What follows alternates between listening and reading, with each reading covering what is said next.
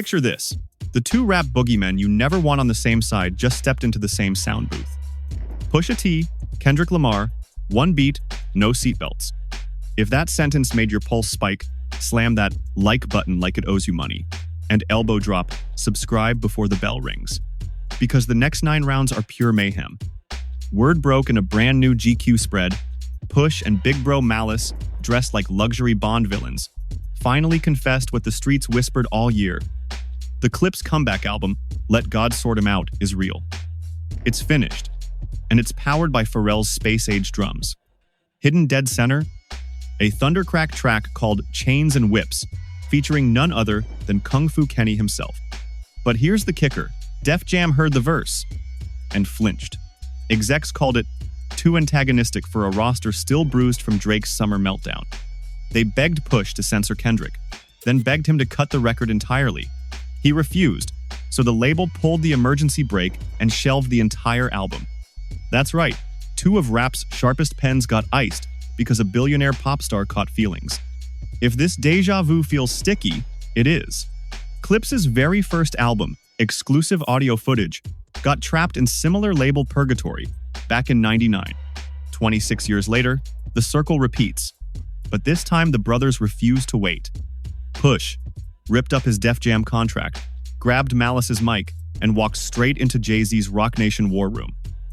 Freedom papers signed, album intact. And Jay didn't just open the door, he slid a verse across the table. Yep, Hove hops on a separate heater, making this project a 3-headed dragon. Pharrell percussion, Kendrick carnage, Carter swagger. Push only smirked when GQ pressed him. We've made history a couple times, he teased. Translation, brace for another. The contested line that sent suits scrambling? Therapy taught me how to open up, but it also showed me I don't give a 16 words, 0 direct Drake disses, yet executives smelled gunpowder. Ever since Drake fired a lawsuit at parent company UMG, claiming Kendrick's chart-smashing Not Like Us defamed him, the conglomerate panicked. Universal's lawyers called K.Dot's lyrics rhetorical hyperbole.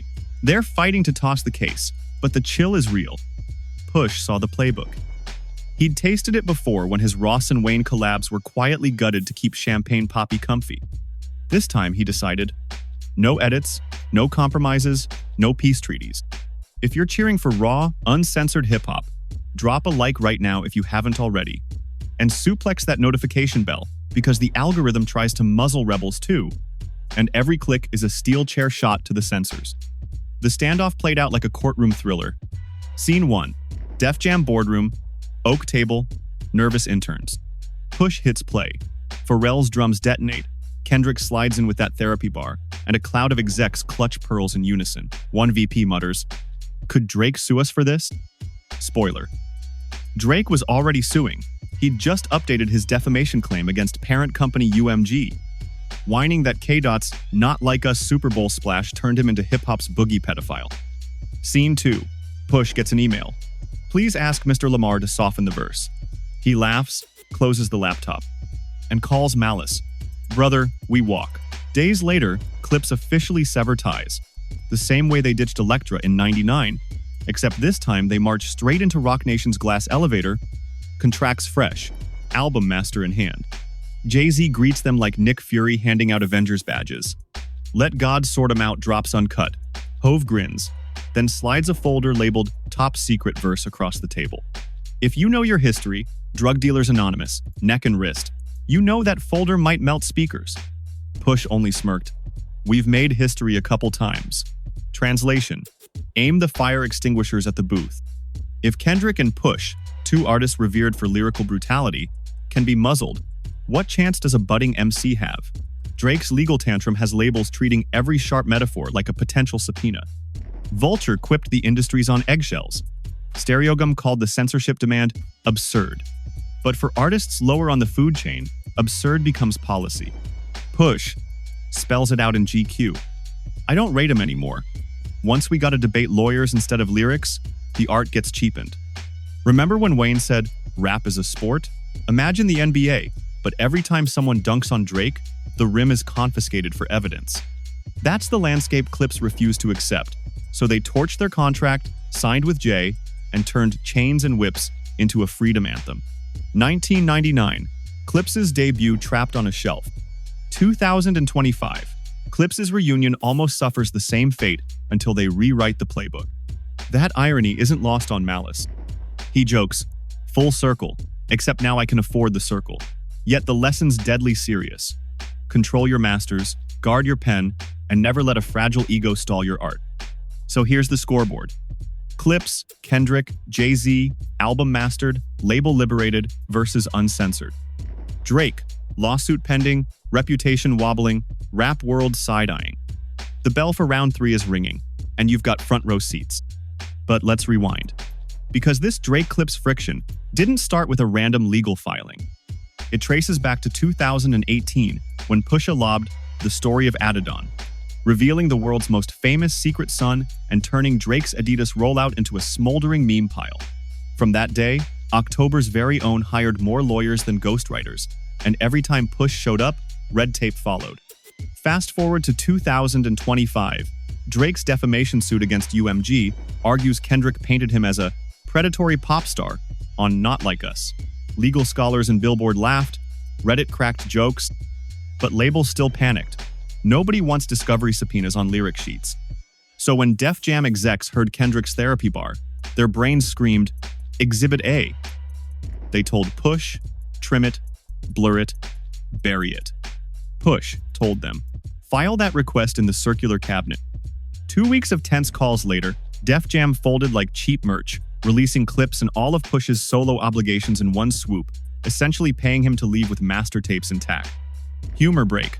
Pusha probably thanked them with a fruit basket labeled, "For all your corporate wellness needs, vitamin C for courage." Inside, nothing but lemons. Jay-Z scooped the project instantly.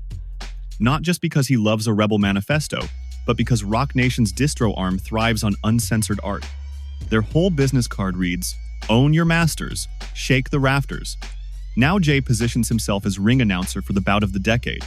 Clipse plus Kendrick versus the industry's velvet rope gatekeepers. Expect the rollout to feel like a prize fight. Teaser 1. Vintage, grain trailer of Push, Malice, and Kendrick walking into Electric Lady Studios. Cut to black. Teaser 2. Hove's voiceover. You wanted safe music? Wrong address. Teaser 3. Pre-order link drops. Pharrell's horns loop for 30 seconds. Internet melts. Mark your calendar. Let God Sort M Out hits July 11. Yes, that's 2 weeks before Kendrick's rumored GNX Deluxe. Perfectly timed to let verses ricochet across both projects. Sources close to TDE say Kendrick saw Push's plight as proof the lawsuit's chilling effect was real. Beyond lyrical sport, he joined to make a statement. Hip-hop's sharpest pen won't dull just to protect streaming margins. Besides, Kung Fu Kenny loves a thematic mirror, therapeutic honesty versus legal suppression. Chef's kiss. If you're a bedroom rapper dreaming of slaughtering a freestyle without clearing it with legal first, this saga matters. A victory here tells every A and R, art over apprehension. A loss? Welcome to elevator music era, where metaphors must pass a background check. So gear up, refill your popcorn, and drop like if you're ready to watch the chains snap and the whips crack on July 11. Ding ding. The beat leaks describe it as a Pharrell space march. Distorted marching snares, sub-bass that rumbles like subway thunder, and a 4-note synth riff inspired by Public Enemy sirens. Kendrick opens. $30 silver, that's what they paid for the crown. Therapy cracked it open, but I run the town. Push answers with a grin you can hear. Whips on my wrist? Nah, whips on the boardroom. I ghostwrite policies while champagne's in the courtroom. Malice, silent since 2013, slides in third with a calm, chilling 16 about surviving Virginia's housing projects and record label politics. Same auction block, different bid number. It's prophetic and personal, leaving the hook to Kendrick chanting, "Break every chain."